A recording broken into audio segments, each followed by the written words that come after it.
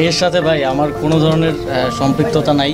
তখনও গভীর রাত, শহর জুড়ে নিস্তব্ধতা, তবে সামাজিক যোগাযোগ মাধ্যমে চলছে তখনও আলোচনার ঝড়। সব কিছুর কেন্দ্রে দুটি শব্দ, ক্যান্টিন এবং ওয়েস্টিন। ব্যারিস্টার আন্দালিব রহমান পার্থের একটি বিস্ফোরক মন্তব্য যেন সেই আগুনে ঘি ঢেলেছে। মাঝরাতে আন্দালিব রহমান পার্থ তার ভেরিফাইড ফেসবুক অ্যাকাউন্টে লিখেছেন, এক সময় ভাগ খুঁজত ক্যান্টিনে, এখন হাঁস খুঁজে ওয়েস্টিনে। এই স্ট্যাটাসের রাজনৈতিক ইঙ্গিত বুঝতে বেশি সময় নেননি নেটিজেনরা। সম্প্রতি যুব ক্রীড়া উপদেষ্টা আসিফ মাহমুদ সজীব ভুঁইয়ার একটি মন্তব্য নিয়ে শুরু হয় তুমুল আলোচনা সমালোচনা, যেখানে তিনি বলেছিলেন গভীর রাতে খাবারের খোঁজে তিনি নীলক্ষেত মার্কেটে যান এবং সেখানে খাবার না পেলে ওয়েস্টিন হোটেলে গিয়ে সকালের নাস্তা সেরে নেন।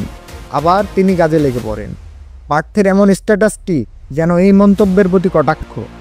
তা তার পোস্টের নিচের মন্তব্যগুলোতে স্পষ্ট ফুটে উঠেছে। নেটিজেনরা বিষয়টিকে বিভিন্ন দৃষ্টিকোণ থেকে দেখেছেন।